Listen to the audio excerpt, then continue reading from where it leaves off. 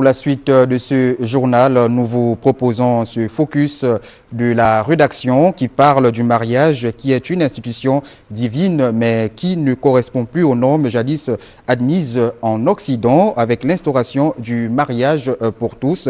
Cela est vu et considéré comme un comportement déviant, notamment en Afrique. La rédaction du Gabon Télévision s'est penchée sur la question à travers le regard croisé de deux anthropologues. Voici le focus sur le mariage pour tous avec Eric Nzengi Badinga et Arnaud Mengue de notre rédaction. La fête des amoureux, la Saint-Valentin, vient d'être célébrée il y a de cela quelques jours. S'il y a eu Valentin et Valentine, il n'en reste pas moins des Valentin et Valentine, selon le nouveau concept venu d'Occident, mariage pour tous, qui foule au pied les saintes écritures et transgresse la recommandation divine selon laquelle l'homme quittera son père et sa mère, s'attachera à son épouse et les deux formeront une seule chair. D'où l'expression consacrée « prendre femme » qui signifie épouser une femme. Il va falloir créer d'autres expressions consacrées au mariage pour tous.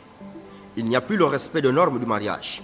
L'Occident nous présente des mariages hors normes avec le mariage pour tous. Les Pays-Bas sont un des premiers pays qui ont reconnu le mariage gay. Je trouve, moi je me demande pourquoi c'est tellement nécessaire de se marier. L'idée de mariage a comment on dit, backlash, des effets très négatifs partout au monde, pas seulement en Afrique, aussi en Russie par exemple. L'idée de mariage gay, c'est très choquant pour les églises russes. Même dans les Caraïbes, les gens sont très contre le mariage gay. Moi, je trouve que les gens en Europe devaient se réaliser un peu mieux l'influence très négative de cet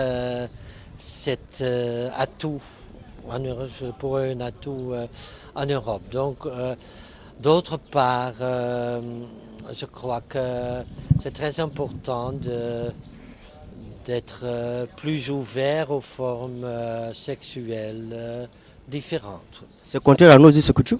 Oui, mais la notion de coutume, c'est aussi dangereuse que la notion de tradition.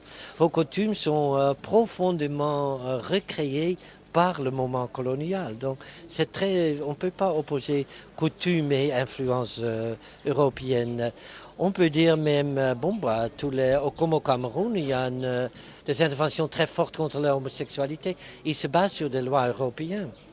L'homophobie au Cameroun, c'est un produit européen. Ça se fait à cause des lois européennes et l'influence des églises d'origine européenne est très forte dans ça.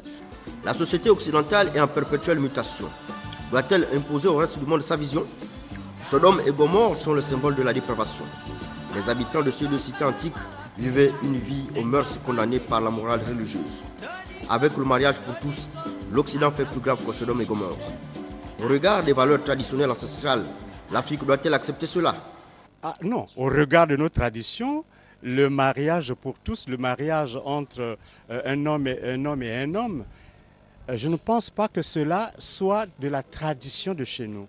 Mais je signale que dans la société gabonaise, il y a une pratique qui consiste pour une femme d'épouser une autre femme qui doit lui faire des enfants.